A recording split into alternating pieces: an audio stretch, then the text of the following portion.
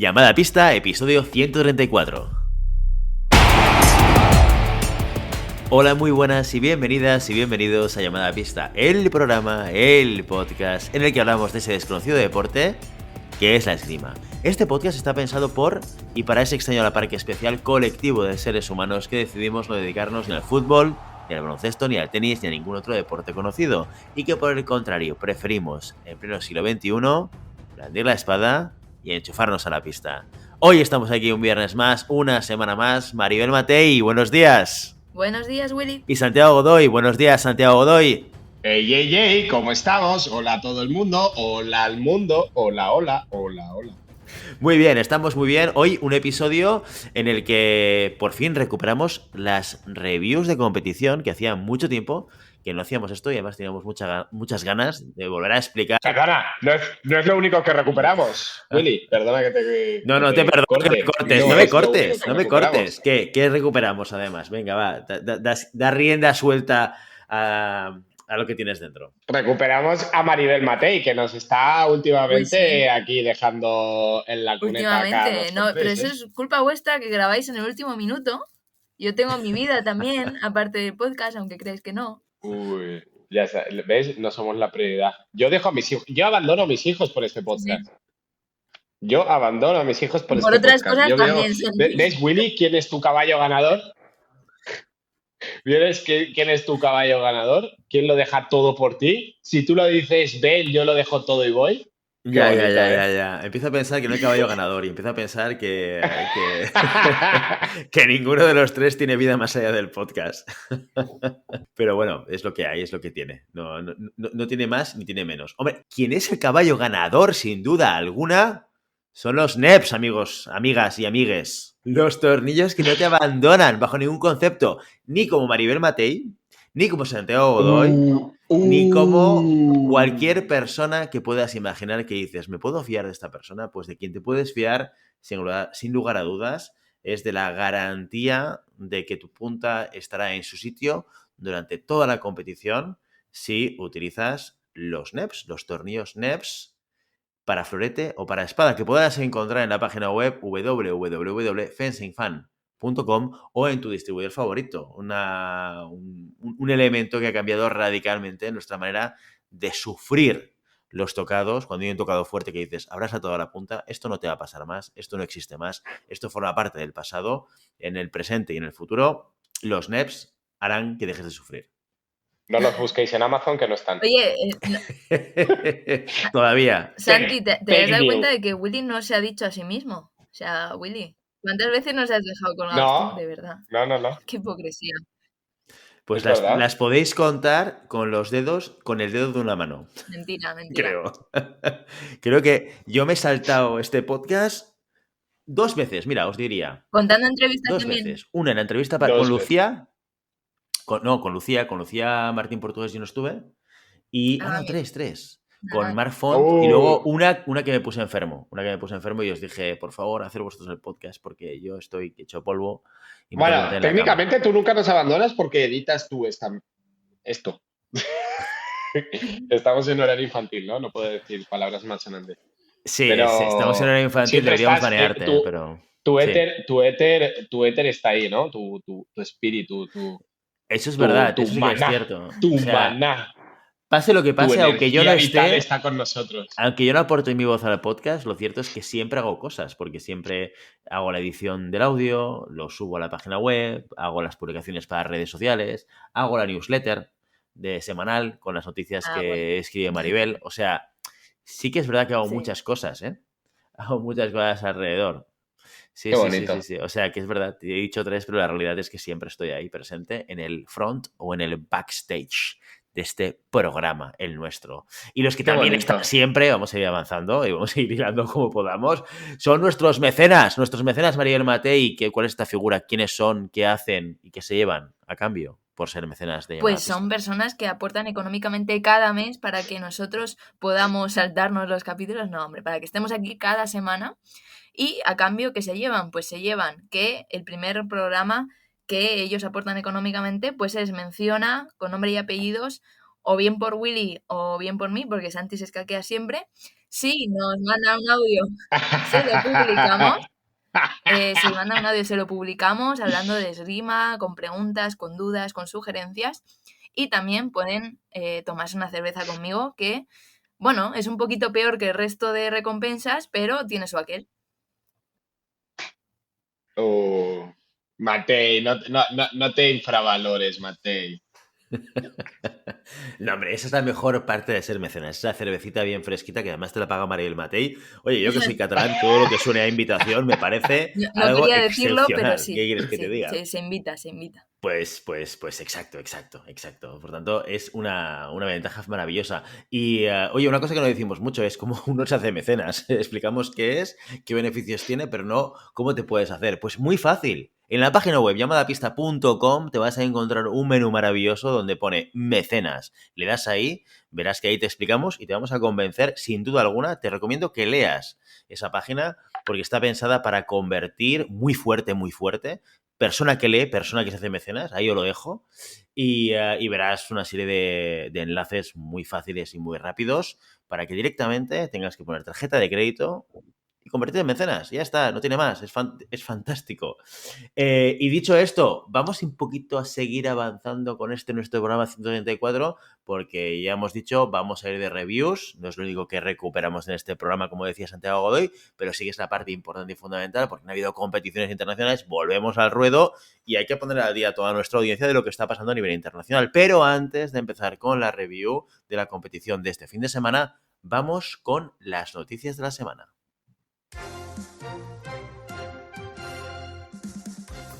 Orleans acogió, además del Grand Prix de Nuoma, la Copa Europea de Clubes. Las españolas Lucía Martín Portugués, Celia Pérez, María Ventura y Fabiola Villegas del Club de Esgrima del Oso y el Madroño se colgaron el bronce en esta competición por equipos, donde eran el único cuarteto español femenino clasificado. Ganaron en tablón de 8 al equipo de aeronáutica italiano, formado por Battiston, Gargano, Rotili y Tarico, pero no pudieron con el número 1 de la competición en semifinales. Moscú llevó un equipo de gala, integrado por Nikitina, Podpaskova, Shebeleva y Mikhailova. Finalmente se llevaron el encuentro del tercer y cuarto puesto ante el CSKA ucraniano. En la competición masculina, el Club de Esgrima de Madrid enchufó a Iñaki Bravo, Andrés Hernández y Santiago Madrigal, consiguiendo un 9º puesto tras ganar en el tablón secundario al Dinamo de Kiev y al Turo Fencing Club. Fuera de Francia, la competición internacional continuaba con los circuitos cadetes de sable y florete. España también se llevó una medalla en esta categoría. David Sagardi, tirador del Club de Esgrima de Barajas y único español presente en el torneo de Estambul, consiguió el bronce en el sable masculino, sumando unos puntos muy importantes para el ranking cadete. Donde había más representación nacional fue en Budapest, donde el florete femenino y masculino acudía con 6 tiradores por sexo. En el masculino, el mejor puesto fue para Sankin del Centolos, que quedó en la posición número 169, mientras que en el femenino fue Sofía Tellez, que terminó la competición ocupando el 166. Por equipos, el primer cuarteto masculino cayó en 32, mientras que el segundo terminó en número 48. Las chicas, tanto el equipo 1 como el 2, quedaron en la posición 42. El calendario internacional continúa este fin de semana tanto para cadetes como para sub-23 y seniors. 39 espadistas M17, 20 chicas y 19 chicos, tienen cita en Grenoble como parte de su circuito europeo, mientras que los y las espadistas absolutas competirán en Berna y Tallinn, respectivamente, en la primera Copa del Mundo de su temporada. Por su parte, los tiradores y tiradoras M23 se congregarán en Carrare, Italia, para la Copa del Mediterráneo. Ya hay 24 españoles inscritos en espada femenina, masculina y sable masculino. Esta semana también se celebra la primera Copa del Mundo de Esgrima en silla de ruedas después de Tokio. Lo hace en Pisa, Italia, a partir del 18 de noviembre. España enchufará a 5 representantes: Alex Prior, Ayem Oscoz y Manuel Quesada, que competirán en espada y sable categoría A, Iago Fernández, que lo hará en espada y florete categoría A, y Begoña Garrido, a la que veremos en sable y espada también en la categoría A. Serán Iago y Begoña los primeros en hacer su aparición en competición el jueves 18. Todos los resultados estarán disponibles en Engarde Service y también se podrá seguir el streaming de la competición en la página de la IWASS Wheelchair Fencing. Volvemos al interior de España con los primeros podios nacionales y europeos de la categoría veteranos. El Polideportivo Puerta de Hierro de Madrid acogió la segunda Madrid Cup parte del Circuito Europeo de Veteranos de Sable y el 14º torneo del Otoño Nacional a las 6 armas. Dentro de la competición internacional, varios españoles y españolas se subieron al podio, nombres como Noelia Ayuso, oro en sable categoría 1, Ángela de Rioja, bronce en categoría 3, Adolfo Maldonado, plata en categoría 2 o José María García, bronce en categoría 4, consiguieron mantener las medallas en casa, 11 en total. En el torneo nacional, la espada femenina y masculina, sable masculino y florete masculino se disputaron los grupos A y B, mientras que en las armas de convención femeninas se unificó en un solo grupo por la falta de asistentes. Los resultados de este evento, que estuvo organizado por la EVE junto a la española, están colgados en la página web de la Federación. La próxima parada en el calendario nacional es este mismo fin de semana, con el segundo TNR absoluto de florete femenino y masculino en la Sala de Armas de Madrid. Y hasta aquí las noticias de la semana. Cargaditos de competiciones, Santiago Godoy. ¿Qué te parece todo lo que te hemos traído de novedades en la semana? Unbelievable. Creo que es como vamos a tener un empacho de competiciones, ¿no? Tanto que queríamos que lloviera y ahora no para de llover. Pues nada, interesante, ¿eh? Sobre todo se ha reactivado mucho las competiciones infantiles, circuitos cadetes y tal. Tengo conocimiento que se van ahora a Grenoble también, los de espada, un buen grupo de espada. La verdad es que está bien, porque eso es una motivación extra para los chavales que realmente lo necesitan, ¿no? Y lo hemos estado comentando estos años de pandemia, que cuando se pierde este objetivo competicional y además las competiciones internacionales que tienen ese plus de viaje, ese plus de hermandad con el equipo, pues está bien que los chavales vuelvan a recuperar eso. Bueno, Santi tiene conocimiento de que en Grenoble hay M17 porque lo acabo de decir, también te digo, o sea... Santi, estate más atento, por favor. Estaba súper atenta. Sí, la verdad es que sí. Qué perro, no, la verdad es que lo que dice Santi tiene toda razón porque después de tanto tiempo sin competiciones, es verdad que pues teníamos los Juegos, teníamos el preolímpico, la última prueba del ranking, pero no había cadetes, no había juniors, no había sub-23 y ahora toda la tromba de competiciones, la verdad es que para mí a veces es complicado hasta enterarme. Y veteranos. Veteranos, que además es una categoría que hasta ahora pues habíamos dejado, es verdad, un poquito de lado, nos lo recriminaban el otro día en Telegram, pero es realmente complicado llegar a la información de todas las competiciones cuando en un mismo fin de semana se te juntan 6, 7 competiciones más las que tú tengas como yo como entrenadora del club. Así que bueno, haremos lo que podamos para seguir llevando estas noticias que además son muy buenas porque la esgrima española está consiguiendo medallas en este inicio de temporada a tutiplén, o sea que iremos informando de todas las que nos enteremos y de todas las que nos lleguen. Pues sí, esperemos que esto no sea un excesivo empacho, pero bueno, esto siempre es importante, el que podamos estar viendo y viviendo estas competiciones. Y esto es parte importante del camino para las próximas Olimpiadas. Estamos demasiado pronto, estamos en un momento de desintoxicación olímpica. ¿Cómo se vive esto desde la alta competición? Yo creo que estamos un poquito aún de resaca de los Juegos y ahora cuando hablemos del Grand Prix de Orleans lo vamos a ver, que hay un poquito de empacho, sobre todo en la gente que compitió en Tokio, pero yo creo que la gente ya quiere empezar a competir, quiere empezar a trabajar en esas competiciones internacionales. De hecho, Carlos Llavador lo ponía en sus redes sociales, ¿no? Que va a haber menos competiciones internacionales, que, por ejemplo, el florete masculino tiene que esperar aún más para llegar a esa primera competición internacional y lo decía con cabreo, ¿no? Hombre, es que ya queremos competir. Entonces es verdad que para gente que compitió en los Juegos Olímpicos, para medallistas, pues hay resaca aún, pero bueno, ya se está trabajando con, sobre todo los equipos junior y demás, ya no de cara a París 2024, de cara a más adelante incluso. Así que siempre es una buena noticia y vamos a tener empacho. Es verdad que más relajado, ¿no? Yo esta review y esta competición parecía un poquito más relajada porque ya no tienes el ranking olímpico, no tienes que hacer cuentas, no tienes que sumar, no tienes que restar. Al final es un poquito más calmado, está el ranking internacional que hay que seguir subiendo. Los españoles y las españolas están buscando sumar puntos pero ya no es esa exigencia de un plazo límite para poder hacer los resultados, ¿no? Así que año de transición.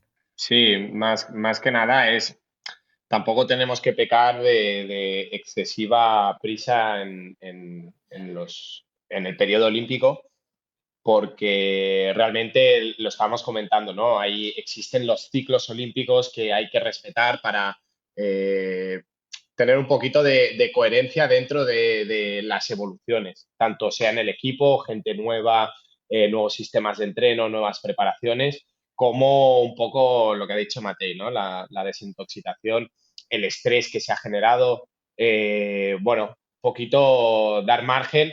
Está bien que los Juegos Olímpicos sean cada 4 años porque también te permite, bueno, jugar con las piezas de que cada entrenador nacional dispone, ¿no? No es solo el cambio al momento, sino que si tienes que preparar los Juegos de 2024, se están preparando desde el día 1 después de la clausura de los Juegos Olímpicos.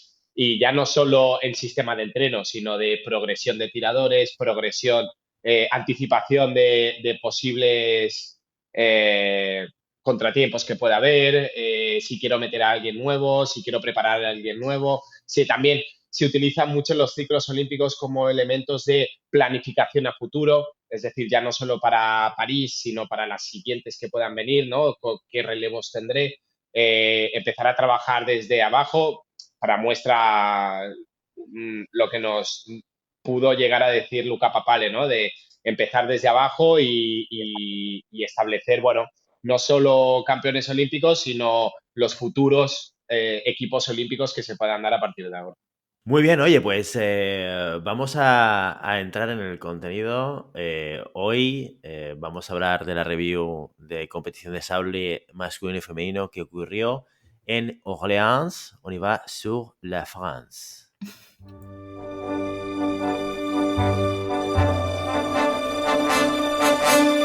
Qué bonito.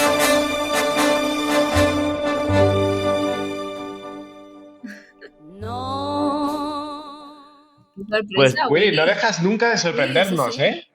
No dejas nunca de sorprendernos. Pues nos vamos a Francia, nos vamos a Orleans, porque ahí es donde hemos tenido la competición de Grand Prix esperada con algunas que otras sorpresas muy interesantes que nos deja esta competición.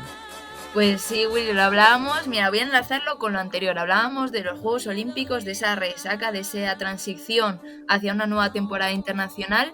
Y esto se notó precisamente en Orleans, primera gran cita tanto para el sable como para todas las armas, ¿no? Habría un poco los grandes eventos de la esgrima a nivel internacional. Y es cierto que la inscripción fue muy numerosa, más de 160 tiradores y tiradoras, tanto en masculino como en femenino, pero faltaron grandes nombres del sable mundial, como el campeón olímpico Aaron Silagi, Mas Hartung, que anunciaba su retirada hace unos meses, Olga Harlan, que ya dijo que se iba a tomar un poco de tiempo para recuperarse del mal resultado que tuvo en Tokio. Tampoco estuvo Sofía Belikaya, ni María Zaunis, ni Lokanova, ni la campeona olímpica Pondiakova, ni la china Qian. O sea, realmente faltaron muchos nombres de la parte alta del ranking FIE. Y aún así, a pesar de que no teníamos esas favoritas ni favoritos, pues esto hizo que la competición se volviese loca, tanto en masculino como en femenino, prácticamente desde el inicio del tablón principal. En masculino, ¿qué pasó? Pues el veterano del sable, Sanad Gemesi, el húngaro, que formó parte en Tokio de ese equipo húngaro junto a Silagi, le robaba al estadounidense Eli Derwitz el número 1 que llevaba como exento de tablón de 32 en un asalto con polémica arbitral incluida. Se las pintaba muy felices el norteamericano, el estadounidense, con un 8-4 al minuto, con una esgrima muy sólida, saliendo antes siempre con la mano, incluso también a la vuelta del descanso, donde consiguió ampliar su ventaja.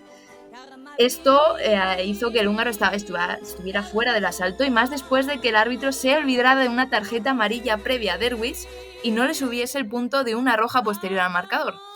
Sin embargo, ya sabemos que los veteranos sacan experiencia, sacan garra, y en apenas 30 segundos le entraron todos los ataques y para dar respuestas que no le habían salido durante el resto del asalto. Remontó un 13-8 hasta el 13-14. No se lo podía creer el estadounidense, que terminó perdiendo 14-15, irónicamente, con una tarjeta roja. Por el mismo resultado caía el subcampeón olímpico Luigi Samele contra el belga Rieder. Esta vez fue el italiano el que tuvo que intentar remontar y a punto estuvo de conseguirlo, pero las paradas respuestas del belga le hicieron dudar de su ataque en el centro de la pista, que es algo también bastante común en el italiano, y precipitarse buscando una continuación que no llegó a tocar nunca. Otros que dieron la campanada pues fueron Julian Teodosiu, un viejo conocido llamada pista, el huracán al que pudimos ver clasificarse para Tokio en el preolímpico de Madrid, que ganó a Kamil Iberamigov, y el joven Anatoly Kostenko, de 23 años, que ganaba 15-14 a una eminencia del sable masculino como es Volada Piti.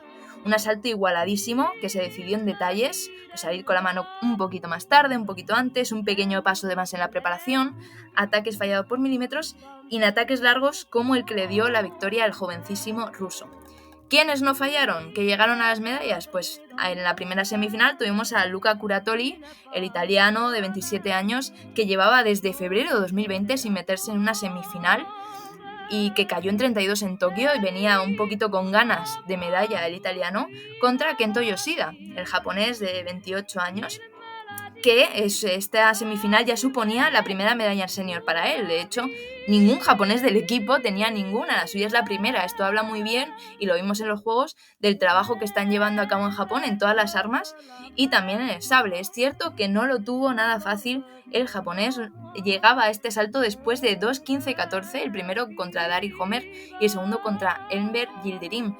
Aunque el objetivo estaba cumplido para Yoshida, fue a morder el japonés, que consiguió mantenerse pegado a Curatoli en el marcador durante gran parte de un asalto en el que vimos esas flechas que nos encantan en el sable, que tanto hemos hablado de ellas cuando hablábamos de Iñaki Bravo, y lo hicieron tanto de un lado como de otro. La verdad es que un asalto bastante espectacular en el centro de la pista.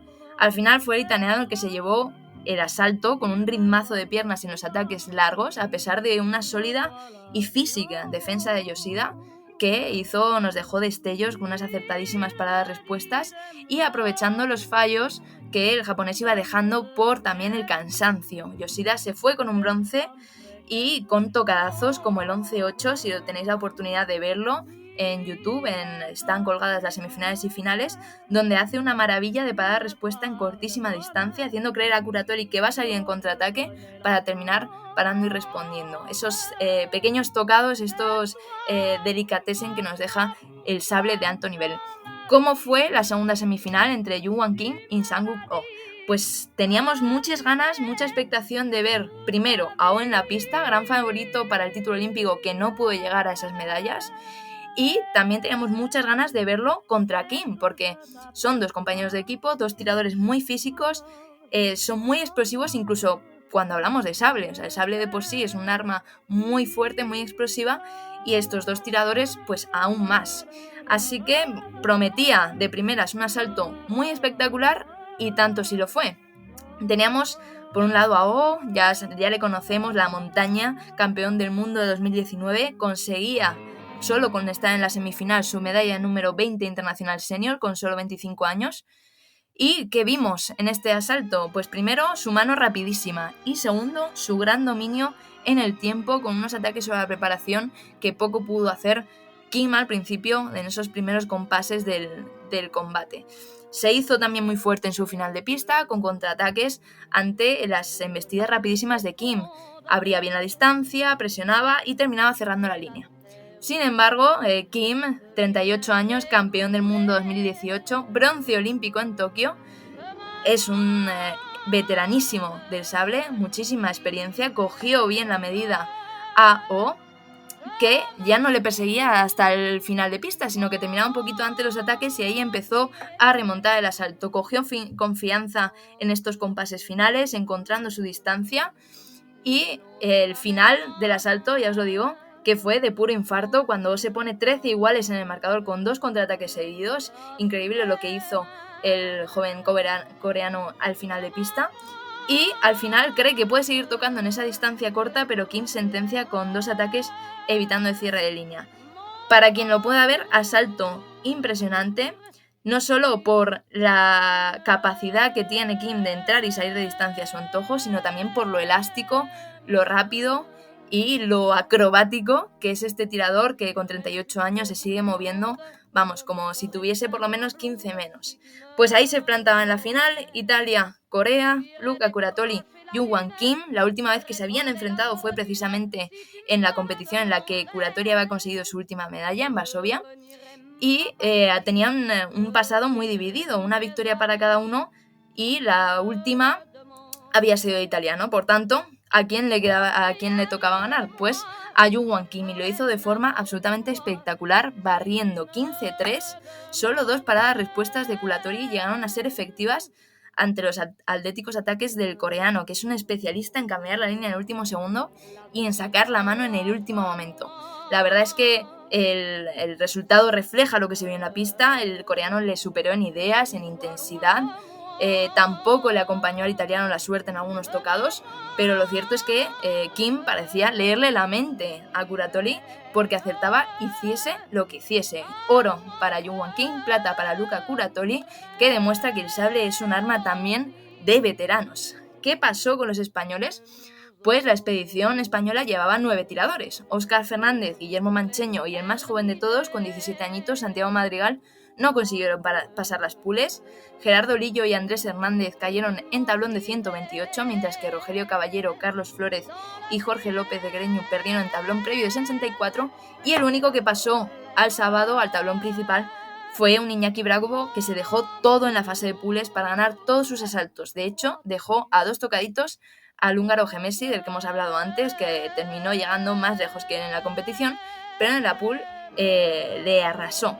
En 64, ya en el tablón principal, comenzó muy bien el asalto contra Guillon-Do, con un 4-1 de primeras que le dio ventaja, pero el coreano cambió su puesta en la pista, se dio cuenta de que Iñaki estaba saliendo muy bien sobre su preparación y retuvo un poquito más las piernas para dejarle corto o parar y responder. A pesar de ello, las sensaciones eran buenas, incluso le entró una de esas flechas que tan acostumbrado estamos a verle, pero pequeños errores le hicieron irse por detrás en el marcador, especialmente en esos ataques largos donde una montaña coreana es también enorme, igual que O, le cogía todo el tiempo en contraataque. A partir del 9-9 metió una marchita más Do en el centro de la pista, siempre con Iñaki siguiéndole muy de cerca, pero se terminó escapando el coreano 15-11. A pesar de ello, como decía, buenísimas sensaciones de Iñaki en esta primera competición post Juegos Olímpicos por Preolímpico de Madrid. Pues esta competición nos deja esa sorpresa de la medalla. Menudo curro le pegó Kim a Curatoli. Vaya final, lo has dicho tú, pero 15-3, vaya repaso. No dejó ni respirar al italiano. Y una cosa, oye, para muestra un botón, siempre decimos el sable y el florete seguramente son 2 armas donde la edad y por tanto el físico, ¿no? O el físico y por tanto la edad son elementos muy importantes. Pues para muestra un botón, aquí tenemos a Kim ganando con totalmente a Luca Curatoli a una edad, pues 38-39. ¿Cuántos tiene, Maribel, el coreano? 38 años, así que, oye, este deporte está hecho para todas las edades. Sí, y totalmente. Y además, es que no es una esgrima precisamente la de Corea que sea poco exigente físicamente, ¿no? Es que el tío tiene un fondo larguísimo, se estira como si no hubiese un mañana, deja a todo el mundo impresionado por lo rápido que es y sobre todo el cambio de ritmo que es capaz de poner en la pista. Con 38 años se los come a todos físicamente. O sea, Curatoli no sabía por dónde le venían los golpes. Y bueno, ahí está, ya fue bronce en Tokio y parece que quiere, no sé si será este su último periodo olímpico, pero lo ha empezado de forma espectacular el coreano. Vamos a ver qué pasó en el sable femenino, Maribel.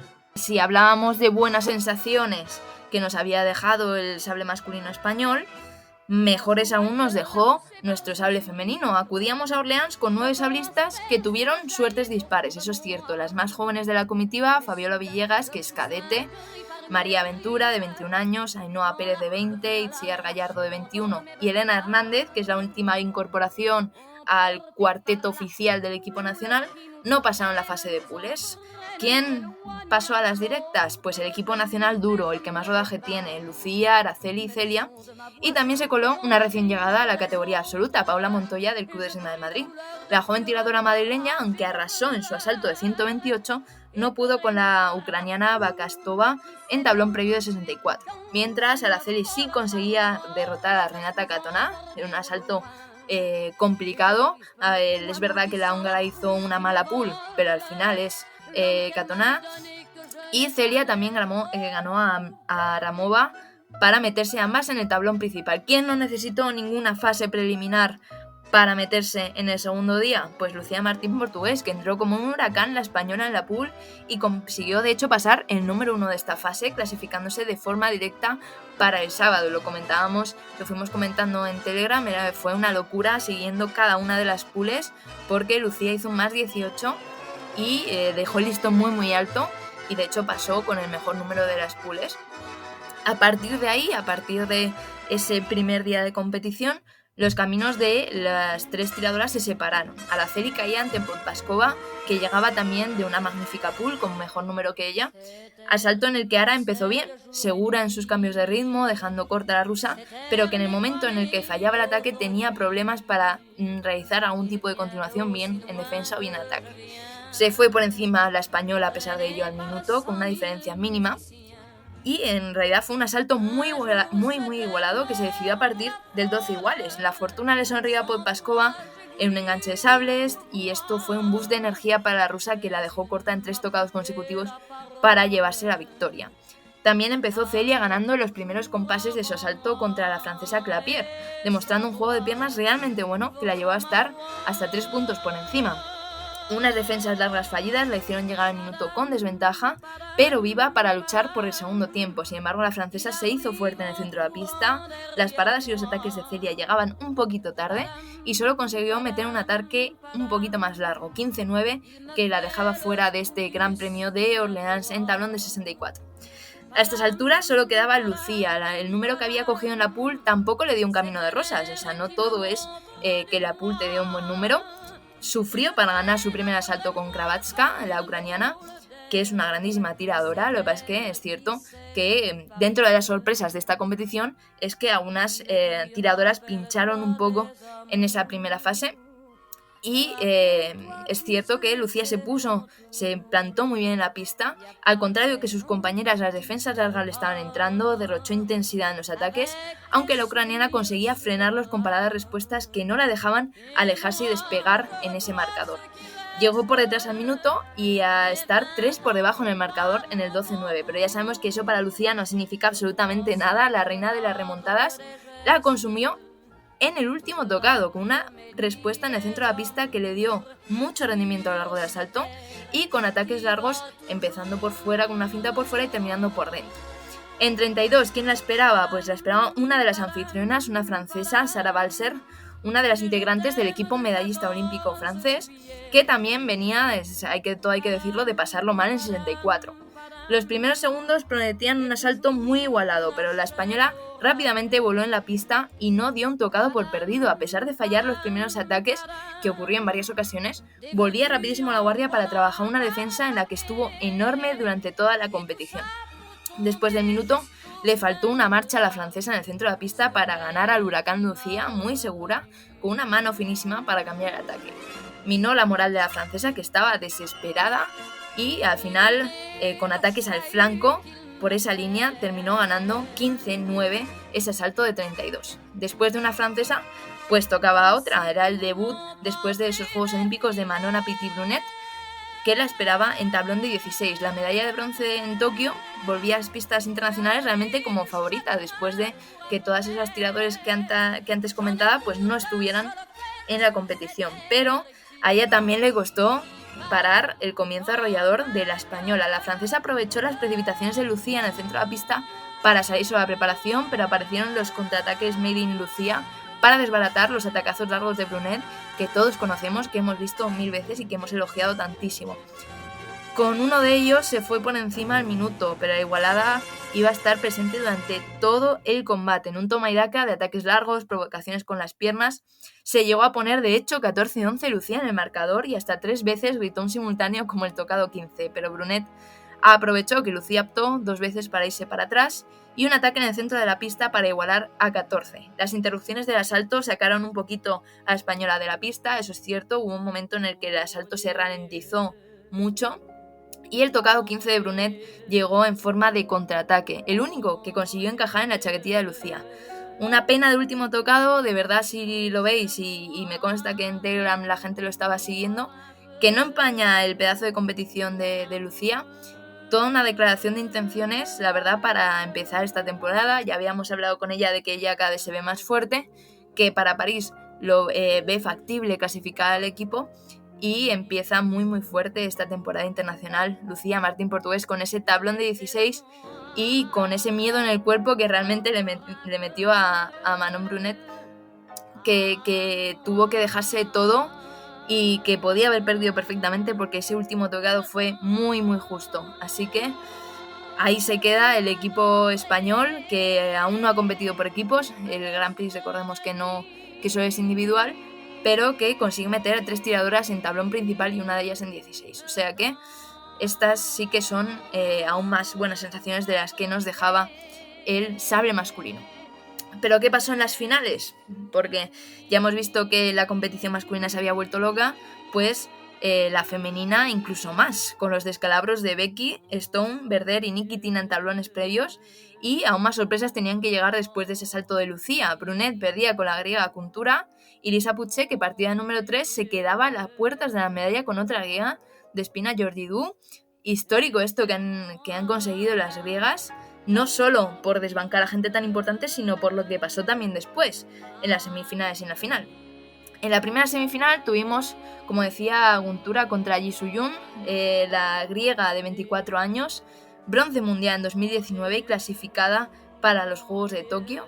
Fue un grandísimo evento para la esgrima griega, y de hecho ella lo decía en el canal de la FIE, que su objetivo era llegar a Tokio no solo por ella misma, sino también para expandir la esgrima en este país, y parece que sigue con ese objetivo de querer salir en todos los titulares. Aquí lo que vimos en las semifinales fue una tiradora griega que dominó la distancia en los primeros tocados de asalto de forma espectacular, utilizando su gran envergadura. Es una tiradora muy muy alta, frente a Yun, de 28 años, 2 veces campeona asiática, que es más bajita, aunque esto no quiere decir nada, porque hizo tablón de 16 en Tokio, o sea que venía también de muy buenas sensaciones del verano, y de hecho le cambió totalmente el asalto en cuanto vio que la griega se despegaba un poquito del marcador. Yun cambia a ataques más largos y a defensas más cortas, encontrándose una distancia un poquito más cómoda para ella. Es cierto que Guntura volvió a cambiar, la verdad es que es un asalto muy bonito para la gente que como yo no nos dedicamos al sable, que no hemos hecho sable, porque nos permite ver distintos cambios en la táctica muy muy curiosos. En este caso, Guntura se pispó de lo que estaba haciendo Yun, y que decidió pues salir sobre la preparación o bien cerrando la línea de ataque de la coreana. Yun no se despegó, tenía claro que si abría bien la distancia y los ataques en el centro podía responder, pero Guntura terminó pues por la vía rápida, 15-12 para ella, y se metía en la primera final internacional de su carrera, que no es poco, incluso a pesar de una polémica que hubo en el asalto, que luego pudimos también ver en redes sociales. Hay un error en el marcador. Esto ha despertado debate en cuanto al criterio que se tiene que tener desde el punto de vista arbitral y la persona que lleva la puntuación, porque después de un vídeo otorgado a Yun, además de subirle el tocado a la coreana, se le baja un tocado a la griega. Y al tocado siguiente se subsana el error, creando una confusión tremenda. Toca Yun, pero suben 2 tocados en el marcador. Hubo un momento ahí de confusión entre la gente que lo estaba viendo, las propias tiradoras que no sabían muy bien qué estaba pasando, Yun diciendo que claro, que ella había conseguido el tocado y habían subido 2 tocados al marcador. Al final, un pitoste que terminó sin más, pero que sí que abre un poquito la veda a preguntarnos, y lo hacía Side of Chaos en Instagram, preguntarnos pues un criterio claro, un criterio único para los árbitros en caso de que haya vídeo, pues de subir el tocado antes o subirlo después, pero que tengamos un criterio único para evitar estos problemas en el marcador que pueden llegar, que en este caso se subsanó, pero que es un tocado en un momento clave, en un 10 iguales, que puede ser bastante catastrófico para cualquiera de las 2 tiradoras. Ya se había metido una griega en esa final, la segunda estaba a punto de hacerlo. La segunda semifinal fue entre Svetlana Shebeleva, la rusa de 24 años, bronce europeo en 2018 y que llegaba a esas semifinales pues un poco en representación de Rusia, que no tenía ni a Loganova ni a Podpaskova ni a Nikitina, que era una de las grandes apuestas para este primer Grand Prix, pero sí que conseguía meter aquí a Shevcheleva contra Despina Georgidou, la tiradora griega de 30 años, también ya con mucha experiencia, pero que solo había tenido una medalla internacional en un satélite en 2019. Bueno, ¿qué pasó en esta semifinal? Parecía la rusa tener muy encaminado el asalto. En los ataques largos la griega no proponía un contraataque efectivo, también las defensas con la distancia, en los centros de la pista, donde estaba saliendo continuamente antes que la griega, 8-4 al minuto para la rusa, y no parecía tampoco que la esgrima que estaba desplegando Georgidou en la pista al inicio del segundo tiempo fuera a servir para darle la vuelta al marcador. Pero que no, a lo mejor no es lo más recomendable que hizo, sus ataques no llegaban, pues en vez de meter un pasito más a la preparación, se estiró para que los fondos que antes no tocaban ahora rozasen por la mínima la chaquetilla de Shevcheleva. Se puso las pilas y mucho la griega con una locura de intensidad de piernas, es una tiradora, es verdad, muy física, con unas piernas muy muy fuertes. Y al final fue un poco la más lista cuando el asalto se puso igualado, 12 iguales, fue la más lista, cambiando enseguida ese tocado para evitar más simultáneos y se consiguió poner 12-13 en el marcador por primera vez en todo el asalto. Realmente una remontada espectacular de la griega, y terminó por la vía rápida con 2 ataques directos. Finalmente 15-12 para Georgidou, final inédita seguramente en toda la esgrima, ya no solo en el sable femenino, que a lo mejor tiene un poquito menos de recorrido, sino también en la esgrima en general. Es cierto que en los primeros Juegos Olímpicos que se hicieron en la historia de la esgrima habían conseguido medalla los griegos porque se hizo en Atenas en 1896, pero desde entonces Grecia precisamente no había destacado en la esgrima, y por primera vez en la historia del sable femenino, eso seguro, consigue meter a 2 tiradoras en la final, Fedora Guntura, Despina Georgidou, para ambas una medalla muy muy importante y un inicio de temporada muy muy importante. ¿Y qué vimos en la final? Esta final fratricida. Al contrario que en la semi con Jun, aquí sí primó la velocidad de Georgidou frente al control de distancia que buscaba Guntura, y eso que lo hace muy bien la tiradora griega, en este caso la más joven de las tiradoras griegas, porque hace unos cortos respuestas brutales. Sin embargo, fue la mano rapidísima de la veterana, la movilidad de piernas y ese cambio de intensidad tan fuerte que tiene, que hizo, puso realmente en aprietos a Guntura. Una tiradora más joven que no terminó tampoco de explotar el fondo largo que tiene. Ya hemos dicho que es una tiradora con muchísima envergadura, y en el centro de la pista ni en las preparaciones más largas conseguía meter esos tocados. Esto se unió también a unos errores de cálculo en el centro que hasta ahora no había tenido. Un pasito un poquito más largo en esa preparación permitía a su compañera Georgidou estirarse y llegar a tocar. Eso sí, no dejó de pelear Guntura en tocados cada vez más justos, fondos cada vez más largos por parte de las dos, pasitos cada vez más pequeños, hasta ponerse por delante en el marcador nada más y nada menos que 12-14. Sacó todo lo que tenía la veterana griega para terminar con la máxima intensidad. 3 tocados muy potentes, tirando de piernas, y también hay que decirlo, con cierto acrobatismo, con saltos, con paradas respuestas casi imposibles, que le dieron el oro. 15-14 con muchísima emoción para que la treintañera ganase su primer oro internacional, nada más y nada menos que el año después de Tokio. Pues con sorpresas también en este sable femenino. Oye, pues 2 medallas para Grecia, 2 medallas para Corea en el sable masculino, y como tú decías bien al principio, con importantes ausencias. Olga Harlan está muy ocupada en el Got Talent ucraniano. No sé si lo habéis visto esto por Instagram. Está bailando ahora mismo. Exacto. Está bailando, está haciendo su... Oye, lo hace muy bien, ¿eh? Es una crack. Sí. No, es verdad que ella puso después de Tokio que se había quedado tocada. Al final nunca me ha pasado, entonces no puedo hablar por experiencia propia, pero realmente llegar a unos Juegos Olímpicos como la grandísima favorita y caer en el primer tablón, pues yo creo que psicológicamente no lo llevó bien. Estuvo mucho tiempo sin poner nada en redes sociales y luego vio para poner que necesitaba un poquito de tiempo y de pues soliviantar un poco la presión que se había puesto sobre ella tanto por ella misma como por el entorno, ¿no?, de la esgrima. Entonces, bueno, ahora mismo está con el reality, veremos si en las próximas competiciones internacionales vuelve o deja un año en blanco para posteriormente ya pues plantearse seguir o no. Yo no creo que se retire, pero necesita tiempo. La que no sabemos si se retirará definitivamente o no es Sofía Belicaya, porque de repente te hace plata en unos Juegos Olímpicos, pero sigue sin ir a las competiciones internacionales y está muy metida en el Comité Olímpico Ruso. Así que muchas dudas, muchas ausencias, pero también muchísima esgrima y talentos emergentes surgiendo y que hablaremos mucho en estos 3 años de periodo olímpico. Difícil creo que vaya a ser que no veamos a Harlan preparándose para las próximas Olimpiadas porque, bueno, es un periodo corto, 3 años, y tiene recorrido, y es lo que le falta, ¿no? De alguna manera a Harlan, el ser favorito y estar ahí con una medalla olímpica. Así que esperemos que sea solamente un periodo de enfriamiento para volver a verla otra vez en las pistas. Muy bien, oye, pues nos deja sorpresitas esta competición en Francia, en Orleans. Buenas sensaciones, sorpresas que esperamos ver cómo evolucionan, si se consolidan, si son puntuales o no.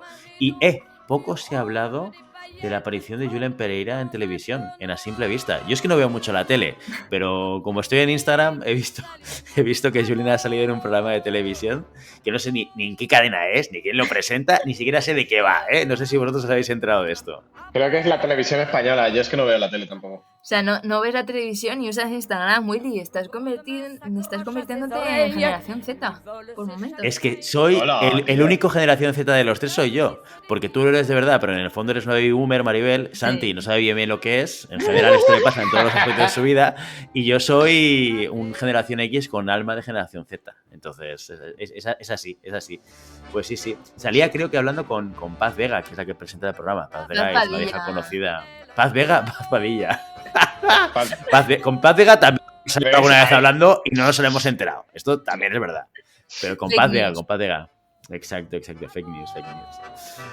Muy bien, chicos. Oye, pues con esta review tan intensa que nos deja Mariel Matei de Orleans y del Sable, nos despedimos.